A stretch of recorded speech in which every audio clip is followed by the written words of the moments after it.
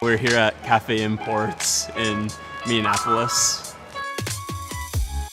You know, we started roasting in, about 2000. Got into the business in 91. I think you were about that same time. And you're an old Roosevelt grad, and so I'm from a county north, Story.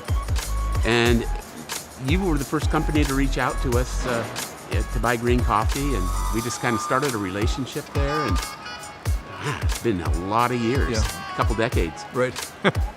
Now you know how old I am. Yeah. Right.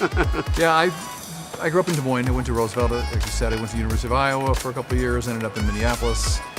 I was trying to get into grad school and was working in restaurant. I was in the restaurant business, like fine dining Italian restaurants, where you have $20 bottles of Chianti and $300 bottles of Barolo, and you have to know the difference between those things. A friend of mine, the busboy Vito, he was from a coffee farm in Brazil, and he had got some samples from his dad's coffee, taken it around to some of the guys in Des Moines that were roasters, and they said it was good, so I borrowed $78,000 from my mother-in-law and bought a container of coffee. So we were waiting tables at night and doing this during the day, trying to sell that coffee. And we took it to some roasters, and they when it arrived, they thought it was still good coffee. So that was 1993.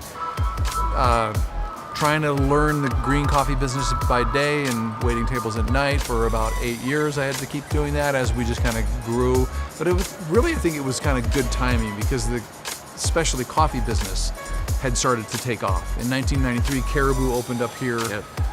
Specialty coffee was starting to happen a little on a bigger scale throughout the Midwest. So there was, a couple roasters in Des Moines, a few roasters in Minneapolis, and we were loading coffee in a truck and driving it down there in the old days. Amazing. I remember hearing about you coming down. We weren't roasting at that time, but you were selling to a couple of local coffee purveyors in town that roasted at the time, and still do actually. And we started our first cafe in '91 and opened several more. And we have a nice Probat roaster, a couple Onte Roasters.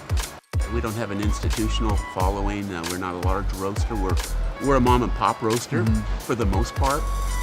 So we bring in the finer coffees. And the beautiful thing about Cafe Imports and what you've developed here, Andrew, is you're bringing in some of the nicest coffees in the world.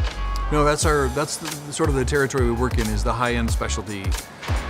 That's the part we're in, always trying to push quality and make sure things are as good as they can be. We try to reward producers in poor countries by paying more for top quality coffees, and I think it ends up in the cup, as you say. I mean, these are some of the best coffees around. Yeah, we're really thankful for our relationship. We like sustainable relationships, and I think that's been having a partner like you in this industry has been really helpful for us to have long-lasting, maturing relationships. Right. Yeah.